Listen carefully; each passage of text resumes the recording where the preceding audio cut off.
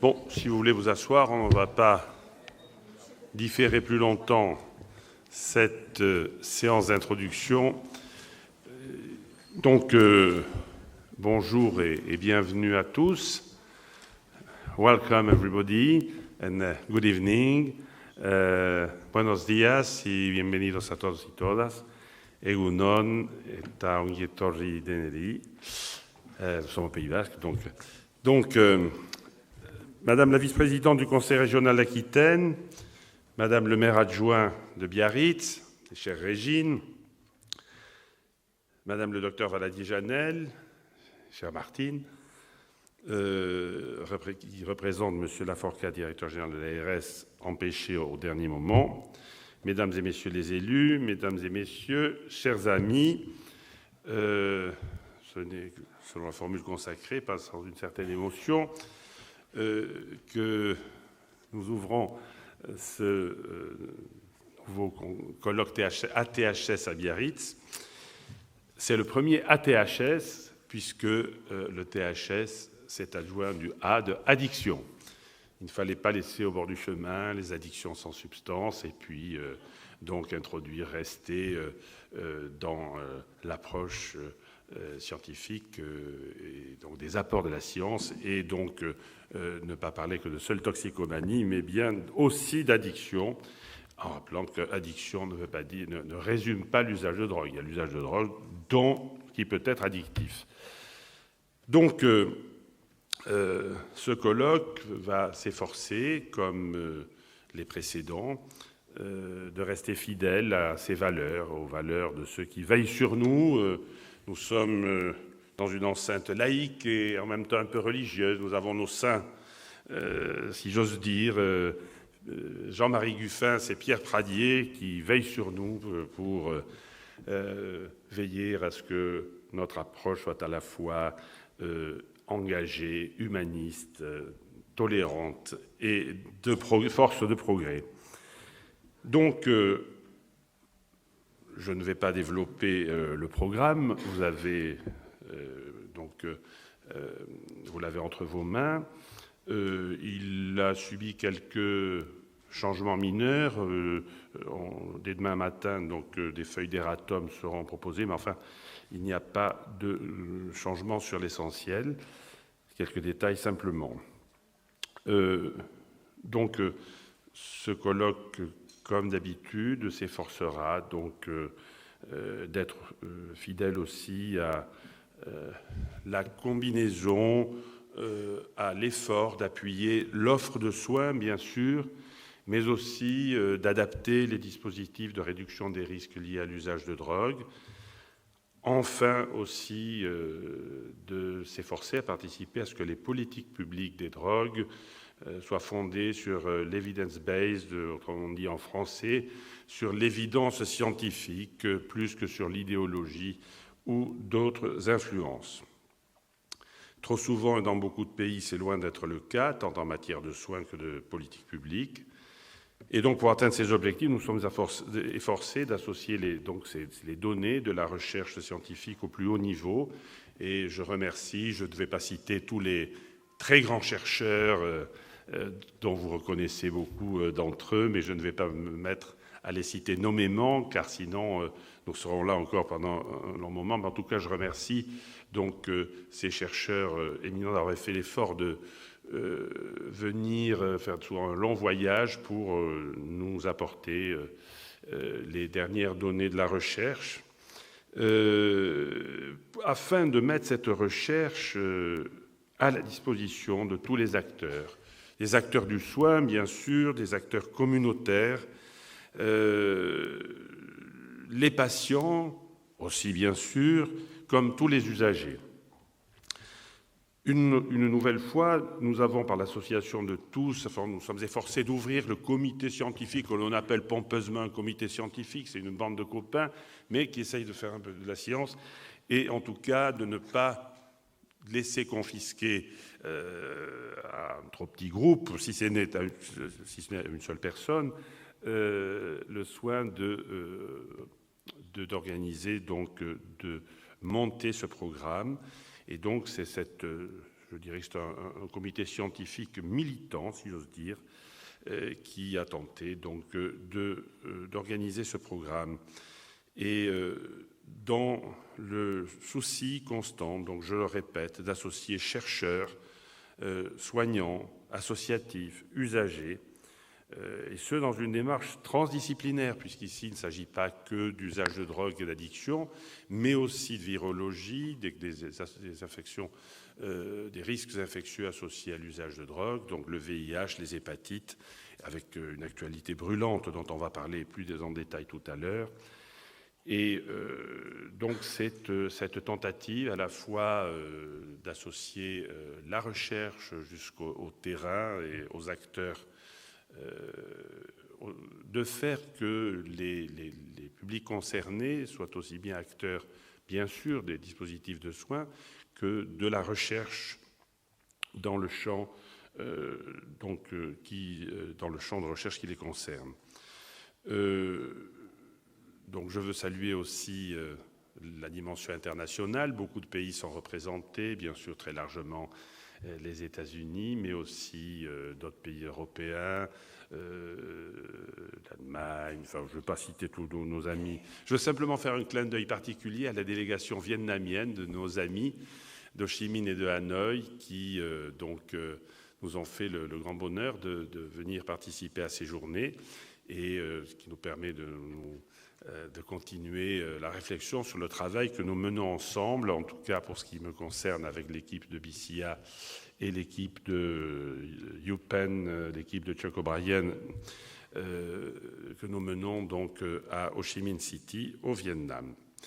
Alors, juste le rituel qui est quand même agréable, parfois un peu fastidieux, des remerciements. Je ne vais pas entrer, je l'ai dit, dans le détail je ne vais pas faire de remerciements particuliers à des personnes. Je veux quand même remercier des institutions, au premier rang desquelles donc la ville de Biarritz.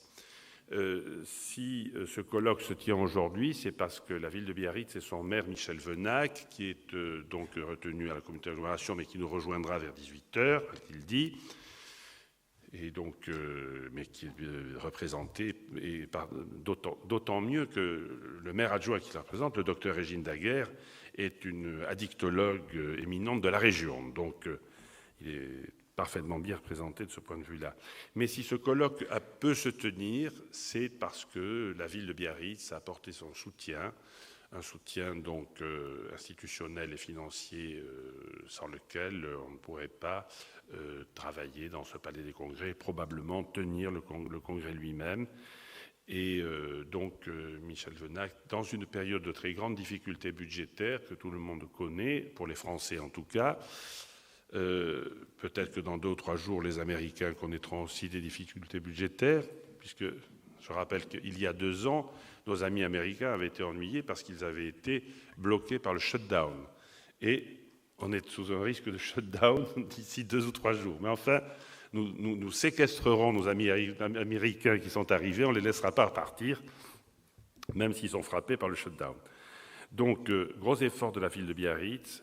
Je veux ensuite, et je veux rappeler que si l'on a pu, en 2007, tenir le premier colloque THS à Biarritz, c'est parce que la ville de Biarritz, déjà, s'était engagée très fortement avec son maire Didier Borotra, auquel s'adresse un salut amical et reconnaissant, puisque si nous n'avions pu avoir ce soutien, nous n'aurions pas pu tenir ce colloque. Et malheureusement, comme ceux qui sont des fidèles de ce congrès depuis 2013, vous le savez, à cette époque-là, Jean-Marie Guffins, l'organisateur, des premiers organisateurs et le fondateur des THS, était décédé. Donc le THS aurait disparu. Donc vraiment, je veux insister lourdement sur ce que l'on doit à la ville de Biarritz et à son ancien maire Didier Borotra et à son maire actuel Michel Venac.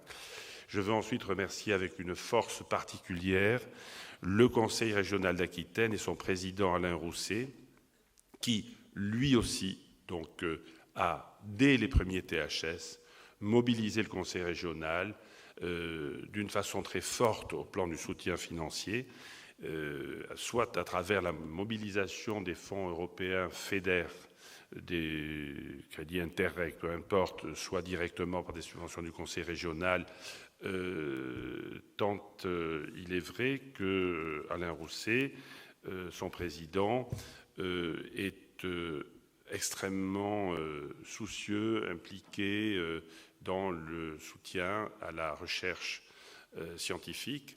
Il pense que l'Aquitaine a des atouts. Je pense que je suis tout à fait d'accord avec lui. Et en tout cas, je veux l'exprimer au nom de tout le comité d'organisation et des responsables de ce colloque et probablement de ses participants, de notre gratitude profonde parce que, en effet, sans ces deux institutions, nous n'aurions pas pu continuer les THS et nous ne pourrions pas continuer de les tenir avec la liberté et l'indépendance qui est nécessaire à la qualité, à la qualité des travaux d'un tel colloque. Je veux remercier aussi le conseil départemental, ancien conseil général devenu conseil départemental, et donc son président actuel, Jean-Jacques Lasserre, qui avait été précédemment président du conseil général et qui nous avait déjà soutenus. Puis son successeur, Georges Labazé, nous avait aussi soutenus. Et donc, c'est à nouveau Jean-Jacques Lasserre qui prend le relais du soutien à THS, et on l'en remercie. Je veux remercier aussi le président de la communauté d'agglomération, puisque se négocie en ce moment, je pense, le soutien au colloque. Et enfin, je veux remercier l'ARS d'Aquitaine, l'Agence régionale de santé, son directeur général, Michel Laforcade, et le docteur Martine Valadier-Janel, qui est ici présente, qui est chef de projet addictologie à l'ARS d'Aquitaine, qui, je crois, en matière d'addictologie, l'Aquitaine est un peu figure de proue, en tout cas, réalise un travail important et considérable.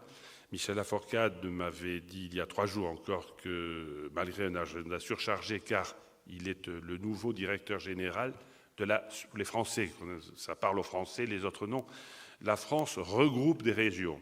Et donc, dans ce regroupement des régions, la région d'Aquitaine s'est associée maintenant à la région Limousin et à la région Poitou-Charentes. La capitale de la région va rester Bordeaux, semble-t-il.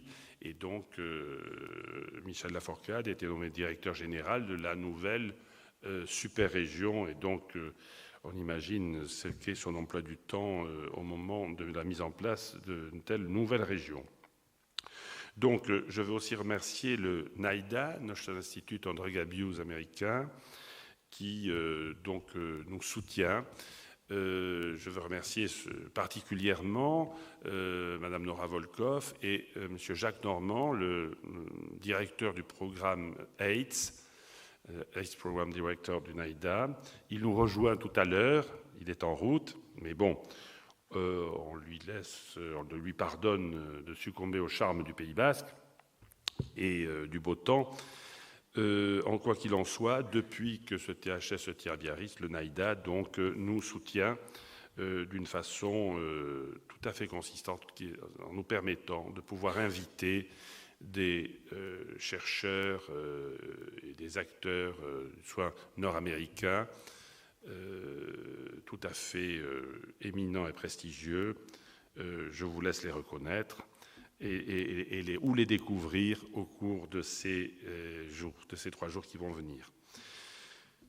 Je veux aussi saluer et remercier nos partenaires associatifs, Médecins du Monde, bien sûr. Nous sommes plusieurs d'entre nous ici membres de Médecins du Monde, et Médecins du Monde est un partenaire qui va organiser un symposium et qui va participer donc très activement à ces journées. Je veux remercier la Fédération française d'addictologie et son président, le professeur Amine Benyamina, qui nous rejoint bientôt aussi. La Société française d'alcoolologie, qui est aussi partenaire, son président, le professeur Michael Nassila, sera aussi des nôtres et il va donc présenter ses travaux. La Société française de tabacologie, qui est présidée par Nathalie Wirs, et qui sera aussi donc la Société française de tabacologie représentée active dans le colloque. Au niveau associatif, bien sûr, SOS Hépatite, et puis son actif président, mais qui est au-delà plus qu'un président, c'est notre ami, notre frère, notre compagnon de route, Pascal Mélin, qui est là. On tremble toujours parce qu'il est encore moins fort que moi pour répondre aux emails, mais il est là, mais il est toujours là quand il faut, donc merci Pascal d'être là. L'Angreg, ce sont des médecins généralistes présidés par Xavier Aknin, le RESPAD, et les associations d'usagers de drogue comme ASUD et Fabrice Olivet, que je n'ai pas vu encore, mais qui va participer très activement à nos travaux. Enfin, le réseau français de réduction des risques et Pierre Chapard. Je cite nos partenariats internationaux, la WAAD, qui est donc la World Addiction Dual Disorders, World Association on Dual Disorders, qui est présidée par le professeur Pedro Ruiz et qui est membre donc de la WPA, l'Association mondiale de psychiatrie, l'Europad, qui est présidé par notre ami le professeur Ikro Maremani de Pise, qui va arriver d'un moment à l'autre. Il a atterri à Fontarabie il y a quelques instants.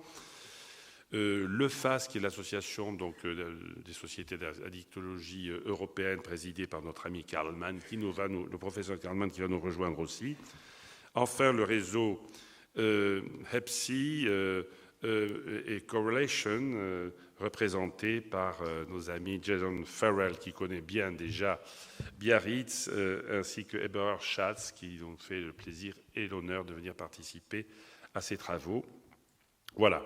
Donc, je ne vais pas allonger la liste de ces remerciements. Je veux simplement vous dire que si ce colloque se tient aussi, c'est parce que autour de l'équipe de BCA, autour de Marcel Régnier, de Cécilia Maître, d'Arkaï Sagarec-Colina et de moi-même, l'équipe de BCA, donc l'équipe du centre du XAPA et du CARU de BCA, s'est mobilisée pour tenter de rendre cette réunion, ce colloque, plus convivial, mieux organisé autant que possible, et de faire que son accueil soit aussi bon que possible. Voilà, donc je vous souhaite un bon travail et je vous remercie de votre fidélité à ces journées. Voilà. Donc, nos deux présidents, le professeur O'Brien et le professeur Trépeau, vont peut-être vous dire deux mots. Est-ce que tu souhaites dire, comme tu es coprésident avec Christian Trépeau, tu peux dire un mot, on peut te passer le micro sans que tu te déplaces peut-être. Et après, tu passeras le micro à Christian Trépeau. Merci. Ça marche? Good. Je veux dire simplement que c'est un grand plaisir pour moi de participer dans ce congrès tous les 2 ans. Et je dois féliciter le docteur Doloued parce que peut-être vous savez, mais il est un pionnier de le traitement de l'addiction en France. C'était lui qui a commencé l'usage de la buprenorphine dans les années 80. Ça, c'était très, très avancé dans cette époque. Et maintenant, il continue avec ce congrès tous les 2 ans pour maintenir les cliniciens et les chercheurs français au niveau des recherches et clinical traitements pour toutes les addictions et même les maladies associées comme le sida et l'hépatite. Donc, j'ai le sentiment de grande gratitude pour Jean-Pierre. Merci beaucoup. Alors, pas applaudir. Je t'applaudis quand même. Merci, c'est un grand plaisir, un grand honneur, en compagnie du professeur O'Brien de Philadelphie, d'ouvrir cette nouvelle édition de THS qui devient ATHS. Et bravo pour le logo, je pense que c'est absolument extraordinaire. C'est tout en finesse cette continuité. Et c'est vrai que ça sonne mieux. Moi, je trouve que c'est mieux parce que toxicomanie, ça date un peu des débuts pionniers avec Jean-Marie Gouffins, etc. Et c'est vrai que la pandémie, je ne reviens pas, moi je ne suis pas un comportementaliste psychiatre, mais c'est vrai que ces pandémies, hépatite et VIH, on a le plaisir et on a encore plus à faire, l'engagement est encore plus vif parce qu'il y a tellement de choses extraordinaires qui peuvent être faites.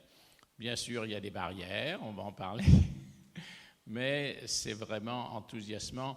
Et bravo Jean-Pierre d'avoir continué cette tradition, il faut surtout qu'elle vive.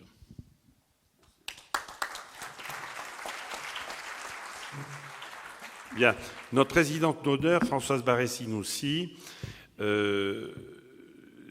donc qui a accepté d'être présidente d'honneur de ce colloque, a été bloquée par son agenda, mais elle nous avait prévenu à l'avance, elle nous avait dit ce que je peux faire, c'est un acte symbolique pour montrer que je suis avec vous.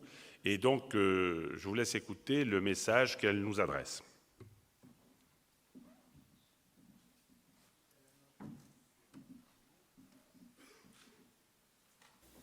Mesdames, Messieurs, chers collègues, chers amis, j'ai accepté avec grand plaisir d'être à nouveau cette année présidente d'honneur de ces rencontres ATHS à Biarritz. Mais cette année encore, mon agenda ne me permet malheureusement pas d'être avec vous.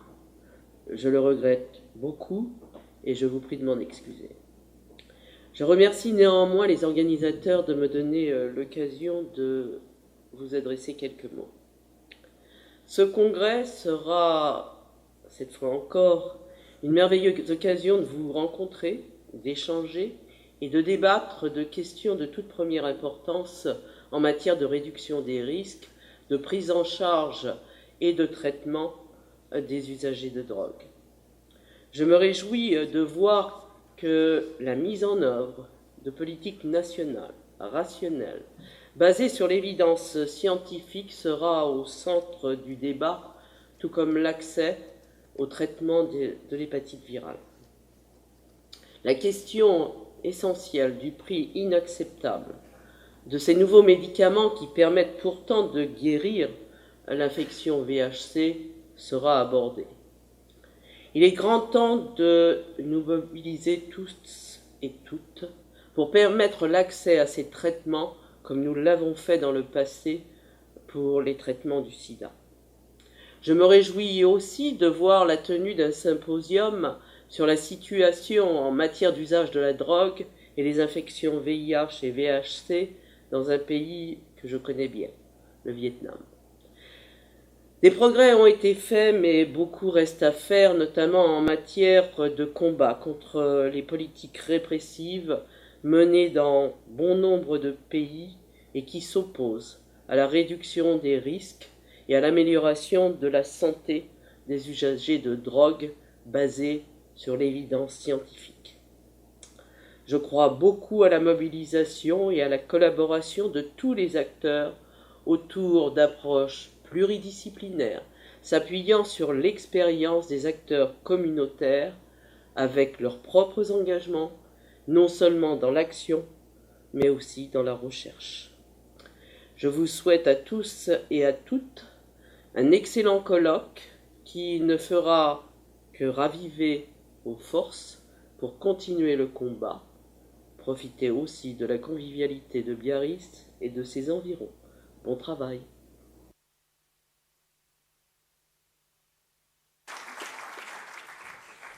Donc, maintenant, je vais donner la parole au docteur Régine Daguerre, qui représente la ville de Biarritz et qui est maire adjoint à la santé, sociale.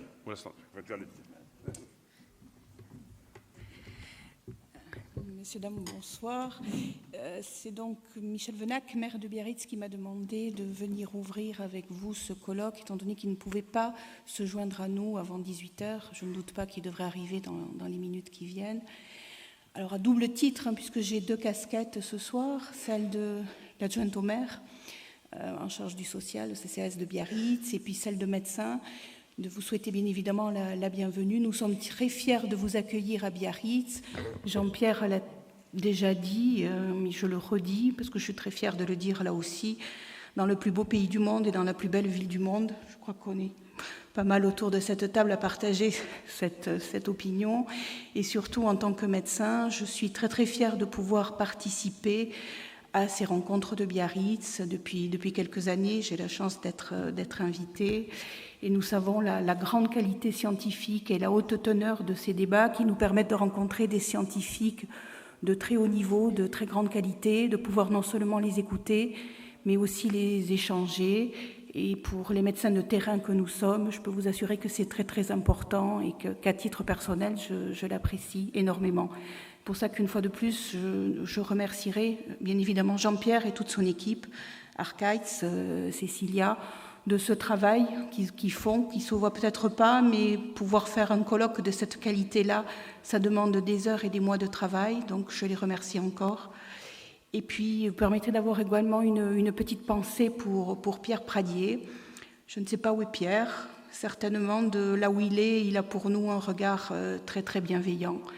Et donc, je voulais lui adresser cet amical bonjour, car j'ai eu la chance, comme certains ici, d'avoir travaillé avec lui. Bienvenue à Biarritz, Ongietori Deneri, comme vous l'a déjà dit Jean-Pierre, et je ne doute pas que vous profiterez de ces 3, 4, voire même un peu plus, j'espère, merveilleuses journées que Biarritz peut vous offrir. Très bon colloque à tous.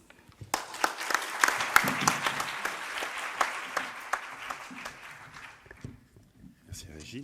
Donc, Madame Solange Bénival, qui est vice-présidente à la santé et aux carrières sociales et aux formations sociales au Conseil régional d'Aquitaine et qui représente M. Alain Rousset, président du Conseil régional. Bien.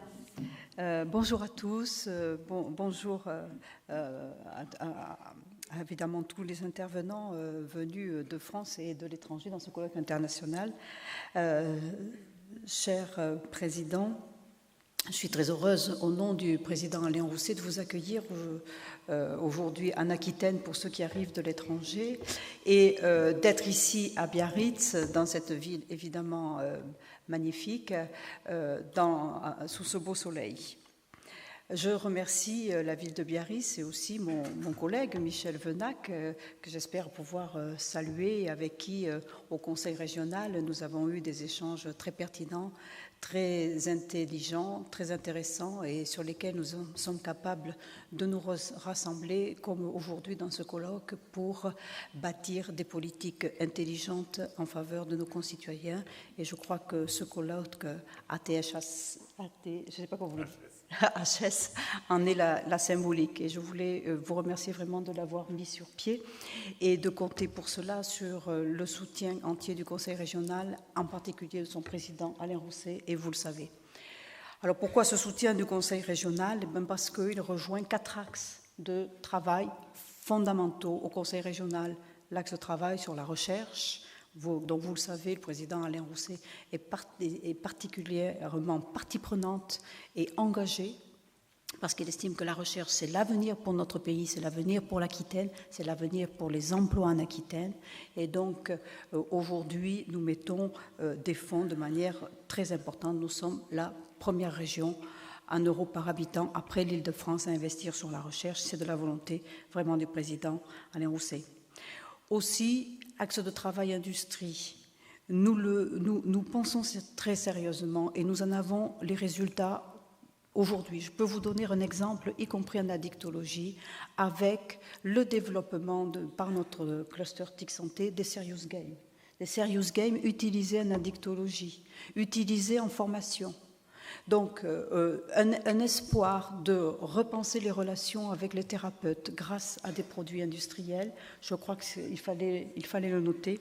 Nous avons des expériences et des projets pilotes, par exemple sur Bordeaux, mais qui peuvent tout à fait être déployés sur Biarritz s'il était nécessaire. L'aspect formation aussi très important. Et je voudrais juste citer un exemple toujours en lien avec l'addictologie. Vous le savez, nous sommes en charge non seulement des formation sanitaire et sociale depuis l'acte de décentralisation de 2004, mais aussi nous avons tout le volet formation professionnelle, formation continue et aussi apprentissage. Et bien aujourd'hui, avec l'Agence régionale de santé, nous développons un projet de lutte contre les conduites addictives dans les CFA d'Aquitaine.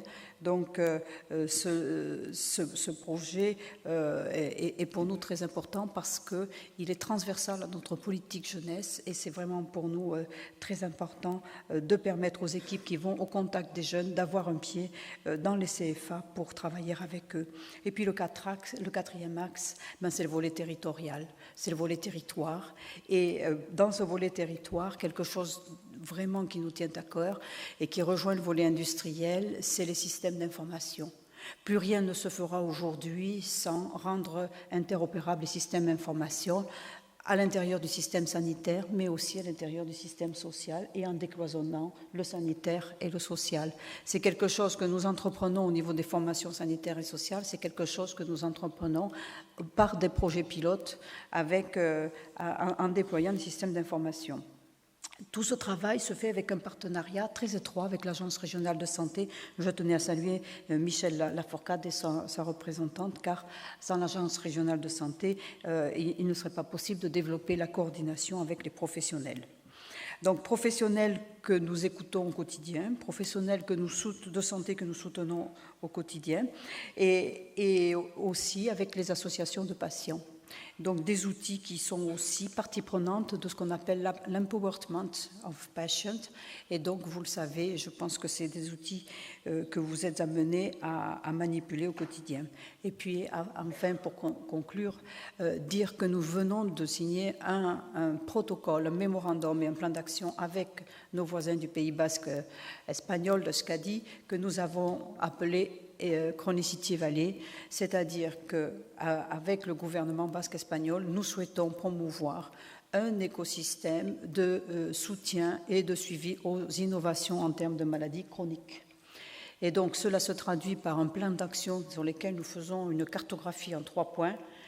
Quels sont les projets de recherche aujourd'hui qui sont en train d'émaner sur l'axe Bordeaux-Bilbao, en faire la cartographie pour que les chercheurs puissent se parler.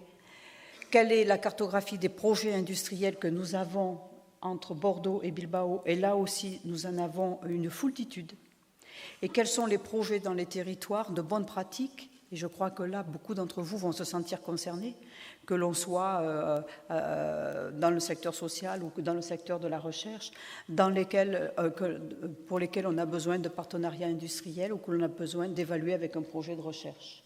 Donc, bonnes pratiques, industrie, recherche, une belle cartographie qui est en train de naître et de se préparer sur l'axe Bordeaux-Bilbao afin d'accélérer les résultats, afin d'accélérer le déploiement de bonnes pratiques. Et donc, c'est peut-être aussi une bonne nouvelle que j'essaie de vous apporter ici, au-delà du soutien au colloque que nous faisons là, c'est de dire qu'il y aura un suivi. Et il y a un suivi dans lequel vous pourrez trouver un appui ou dans lequel, tout simplement, au sein de la Chronicity Valley, vous permettre de trouver des partenaires et d'être pour vous un accélérateur de projets. Donc, évidemment, la Chronicity Valley, c'est politiquement le Conseil régional d'Aquitaine, le ministère de la Santé basque espagnol, mais aussi nos universités. C'est l'Université de Bordeaux, c'est Euskampus, c'est Destau. Ce sont des laboratoires. C'est l'IDEX à Bordeaux, mais c'est aussi BioF à Bilbao. Donc voilà une Chronicity Valley dont l'écosystème est en train de se mettre en place. Au niveau industriel, le GIPSO est très impliqué aussi. Le cluster TIC Santé est impliqué aussi. Donc voilà, et puis petit à petit, des associations frappent à la porte et il n'y a pas de raison que les uns ou les autres, vous n'y trouviez pas une porte pour accélérer vos projets et trouver les moyens de les financer. Voilà pourquoi le président Alain Rousset tenait à vous dire aujourd'hui tout son soutien et toute l'attention qu'il porte à vos travaux, en vous souhaitant vraiment une belle après-midi, une belle réussite à ce colloque. Merci.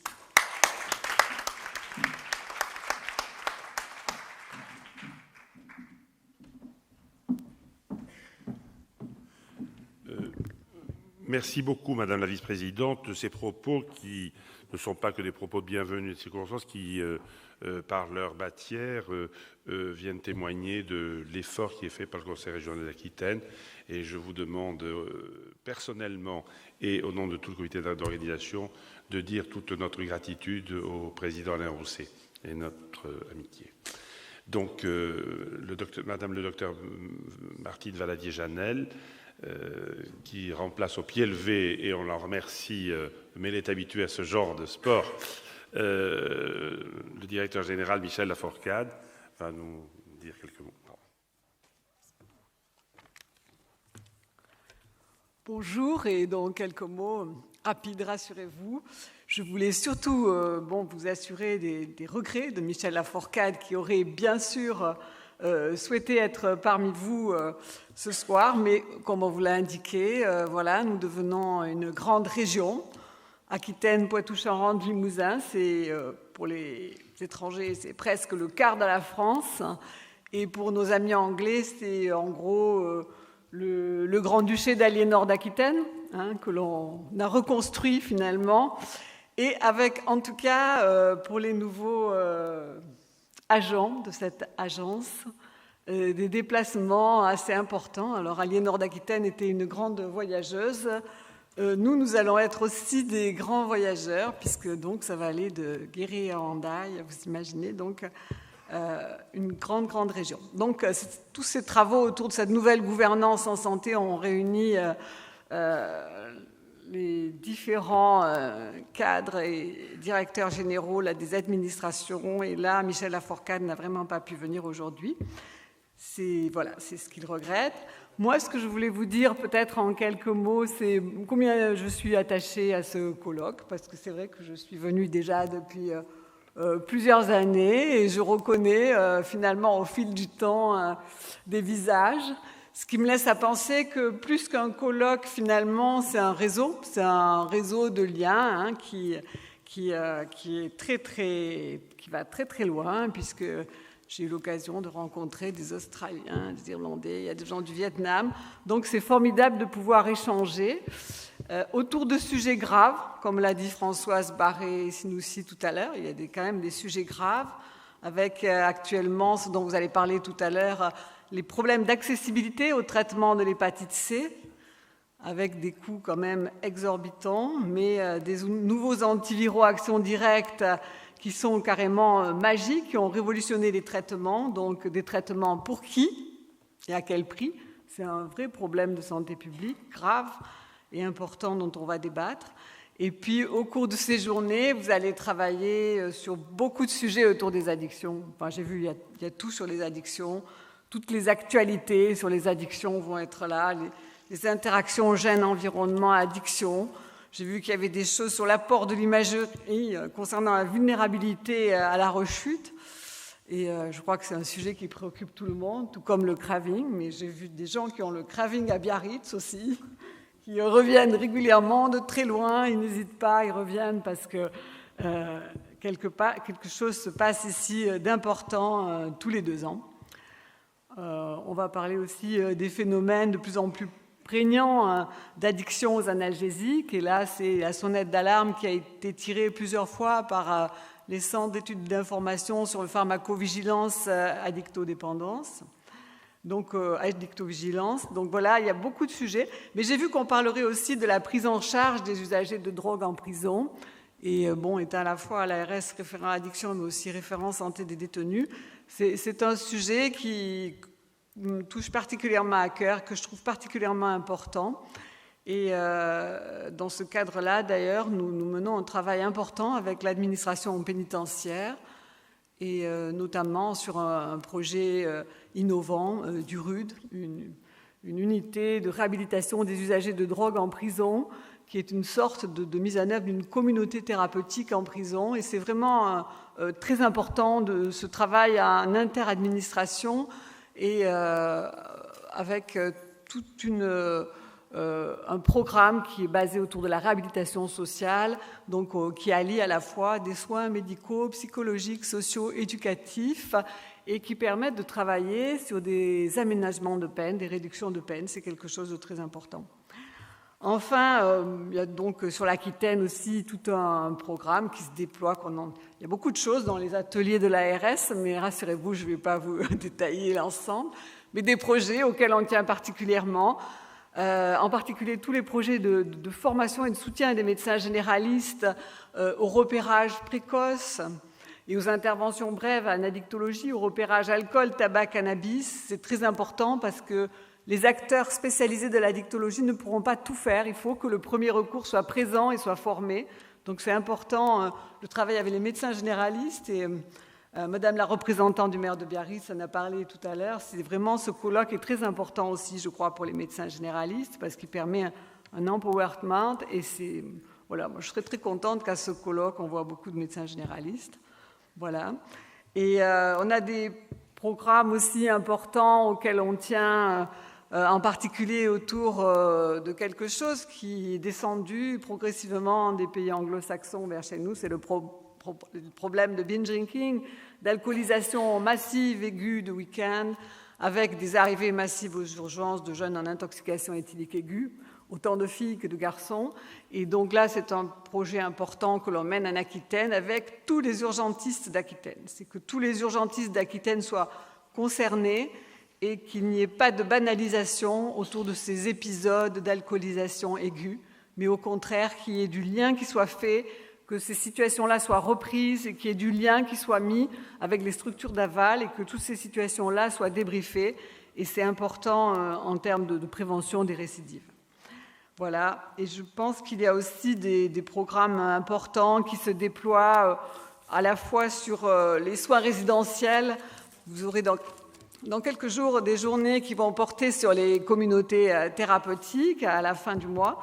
Et bon, là aussi se jouent des choses importantes. Enfin, parmi les structures d'addictologie, ce que je salue toujours, c'est l'esprit d'innovation et la facilité à faire du partenariat. Je trouve qu'on n'a pas besoin de dire souvent aux structures d'addictologie, faites du partenariat. Souvent, c'est un réflexe assez spontané et Jean-Pierre Delouette le représente très bien ici. C'est tout ce travail qui est mené avec les centres de dépistage des infections sexuellement transmissibles, tout ce travail qui est mené avec des acteurs du social. Et ça, c'est important parce que amener les usagers de drogue vers le soin, c'est utiliser de multiples entrées. Il faut savoir utiliser ces multiples entrées. Voilà, donc on va déployer aussi au niveau de l'ARS les programmes de TROD, tests rapides d'orientation diagnostique, et ça c'est important. Il faut faciliter ce repérage, il faut qu'il soit accessible. Et enfin, donc tout un maillage en soins résidentiels, et surtout on n'oubliera pas le tabac, parce que beaucoup des personnes que vous suivez mourront du tabac.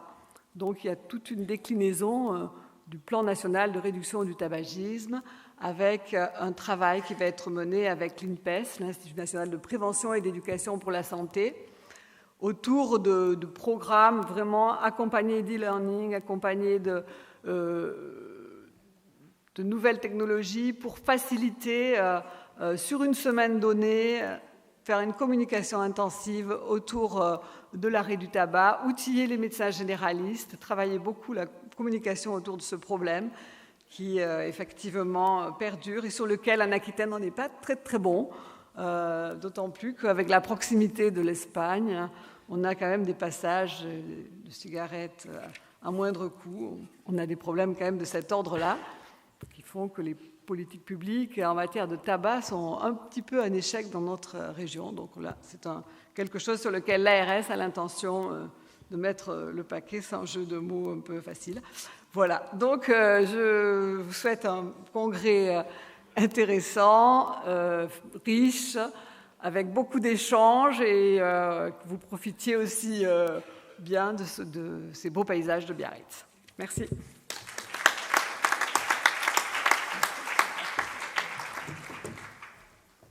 Merci beaucoup Martine. Donc cette séance d'inauguration du colloque est terminée et donc on va dans 5 minutes demander au panel qui va participer donc à la conférence débat de s'installer. Je crois qu'on n'a pas mis les... Donc eh bien, je vous invite pour mieux voir les diapos à regagner les sièges qui sont réservés devant.